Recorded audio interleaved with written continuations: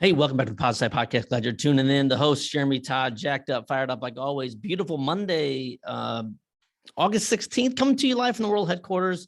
Great episode today. We're going to talk about 9 things to quit. And I stole this from my buddy, Adam Walton. Much love, Adam, up in Canada. You are the man, the myth, the legend. Man, life is good, right? Boy, oh boy, life is so good. It's beautiful. Weather's been beautiful. Just things are going really, really well when you have that open mind and you're just looking for the opportunity in life instead of looking for all the negative shit going on. I guess it's easy on both of those, right? It's probably a little easier to find all the negative things going on in life. But we got to get through that cloud. We got to fight through that disaster of a mess and really look towards the opportunities and look at the sunshine, understanding that beyond the clouds, if it's a gray, cloudy day and it's rainy, the sun is still up there. We just got to make sure that we're focusing on that and not the cloudy and the rainy day. Today, 9 things to quit from my boy, Adam Walton. Hey, did you know I work with people one-on-one? Before we get really too far into it, one-on-one, if you want to start a podcast, we're not just going to get the podcast going, but we're going to really talk about concepts and how to structure the episodes, because anybody can get a podcast going, right? I mean, that's easy to do. But what kind of strategy do we have going forward? What does that look like in 6 months from now? If you want to work with me one-on-one, email me, jeremy@jeremytodd.com. 9 things to quit. Let's get into it. Number 1, trying to please everyone. Man, oh man, how about this one, right? You know, it's funny when we try and please everyone, the one person we don't please is ourselves. And even deeper on that, so sometimes when we try to please everyone, we don't please our family. We're looking at all these other things that are going to make other people happy, and we're going to do things for other people, yet we're not going to help ourselves. Being happy is one of the most important things you could do in your life, because again, with all the negativity and depressions and suicide things, and we're going to talk about that a little bit on this episode too. We're going to get deep into it. One of the most important things you can do is quit trying to please everybody, but please yourself. Be there for yourself. Be that person that you're proud of. You know, be proud of of your future self and your past self, the things that you've gotten through. And again, everything you've struggled through your entire life, just remember, you've gotten through them all to get you to this point. So I'm super proud of you, but maybe you need to be proud of yourself. Man, right between the eyes with that one. Fearing change, number 2. Wow, fearing change. The only thing I know that is consistent is change, right? Change is always there. And if you don't ever change, you'll never see the opportunities in your life. Now, I mentioned earlier about this podcast thing. You may talk about it, and well, what people are going to like it? People are going to do this. They're going to think it's weird or silly. Maybe if you go back to the first one, quit trying to please everyone, and then quit trying to fear change. Wham, bam, thank you, ma'am. First 2 are right there on the list. They're very, very important. Fearing change is kind of silly, right? I mean, I get it. It's uncomfortable.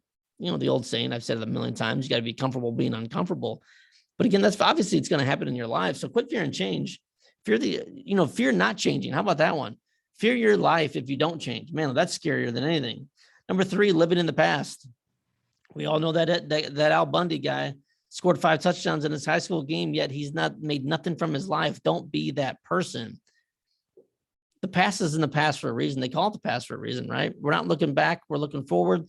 Another analogy. Boy, I'm full of analogies today. The other analogy is the windshield in your car is gigantic and that rear view mirror is tiny, tiny, tiny. Because again, we don't want to look in the past. We want to look in the future. Obviously, we want to realize where we've come from. But let's get to the past. Let's quit fearing the change and let's quit trying to please everybody. And let's live in the future. Number 4, overthinking. Paralysis by analysis, right? Man, overthinking is huge. I thought about all these things in my life that I've analyzed, and then before you know it, the opportunity's gone. You may have that in your workplace. Man, should I apply for this job? Should I go for this opportunity? Should I do this? Should I do that? And then boom, you're like, you know what? I'm going to go do it. And then all of a sudden, the opportunity's gone. That happens. That's an overthinking. Will I be good enough? Am I smart enough? Am I good looking enough to ask that young lady or that young man out for a date? We can overthink everything. But one thing that we've always talked about on the show is the one thing you don't want to think about is being on that deathbed thinking, man, I wish I would have. Maybe today do something a little bit different. Maybe actually go out and not overthink things, but take action. Number 5, being afraid to be different. Man, oh man, how real is that? Big shout out to you, Adam Walton. If you're not following Adam, the Mental Mastery Alliance, he's been on the show about 1 million times, but man, this is just so powerful. Let's read that one again. Being afraid to be different. This is something I struggled with for a long time. When I was a kid, again, I'm 5'2", 135, soaking wet, and I am not a big guy. And I've got this bone issue where I've got bones on my hands and my wrists. And I always tried to, looking back as a kid, I always tried to cover that up. I even think I mentioned this in the book. I used to wear like wristbands to cover my wrist because I was so ashamed. I'd also wear things that would cover my legs. I was so ashamed about the way I looked. But it's what made me different.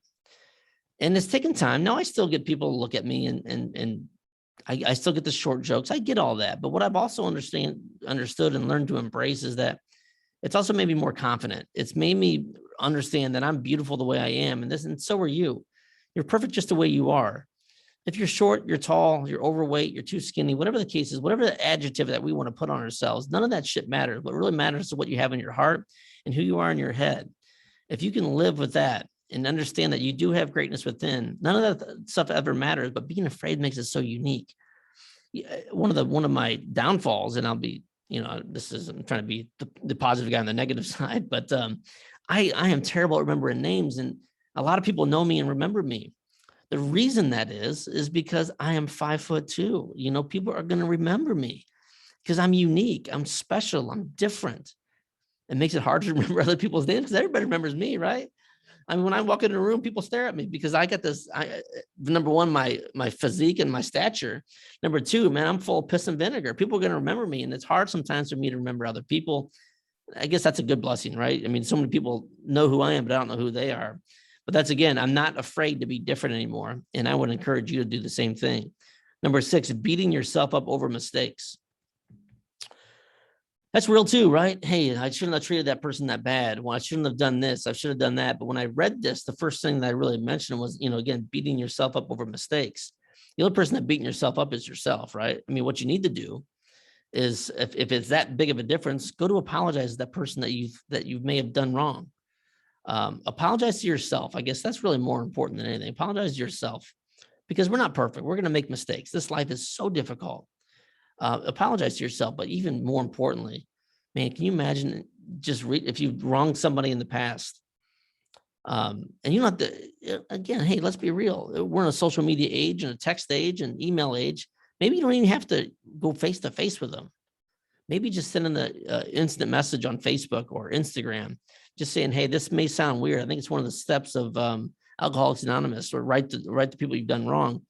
But maybe just send an email or a text saying, or an instant message, man, I'm so sorry. I treated you wrong last week. It took me a couple of days to realize that. I just want to let you know that my intentions were incorrect and I apologize. Man, the impact that'll make you feel better, but it's also going to make them feel better. It's going to make them feel like $1 million. Like, wow, it might not even make that big of a difference to them, but maybe it did. And maybe it's beating them up. Like, why did they treat me so bad? Then you send that message out to them and apologize. You talk about the butterfly effect, man. That's going to change not only their lives, but other people around them. Number 7, sacrificing your happiness for others. You got to stop doing it. You've got to stop trying to be the people pleaser. You're going to end up 10, 20 years from now realizing that you've helped all these other people, but you've never helped yourself. You need to quit sacrificing your happiness for others. If you don't want to do something that will make you unhappy, just tell them you don't want to do it. It's a lot easier. I threw a tip out there a few weeks ago. If someone says, hey, let's go here next Friday, and you don't want to do it, like, I'm not trying to tell you to to hide behind these things, but just say, hey, let me check my schedule. A lot of times when you check your schedule, maybe you have something else going on, but a lot of times the other person fades out and they don't want to do it. You need to quit making other people happy and worry about yourself first. You're never going to be able to help anybody get to the next level in their lives until you help yourself. Number 8, thinking you're not good enough. Now, this obviously ties back into being afraid to be different, but it's a little bit different. You are good enough, right? You are good enough. Even though you've been told by every single person in your entire life, your high school teacher that ripped you off and told you suck, the spouse that maybe went through a divorce that they told you suck, you're not good enough. Believe me, you are good enough. The messages and the impact of the people's lives that you make are way bigger than what you even realize. We've had a lot of episodes that we've done about depression and suicide. And I'll bring number 9 into this as well, thinking you have no purpose. Number 8 and 9 are very, very similar. Number 8, again, thinking you're not good enough. Number 9, thinking you have no purpose. Your purpose is so much bigger than what you understand it to be. You may think you have no purpose in this life, but I promise you, you are everything to somebody else. You are everything. And if we don't reach out, we don't make these calls, and we don't try and hide. Now, I had a family friend of ours that tried to commit suicide. again, man, recently within the last week. And these situations, these stories are happening constantly all over the place. And I mean, I understand it. I get it. I get it when you think that maybe you're not good enough, or maybe you think you have no purpose, but excuse me, you do. And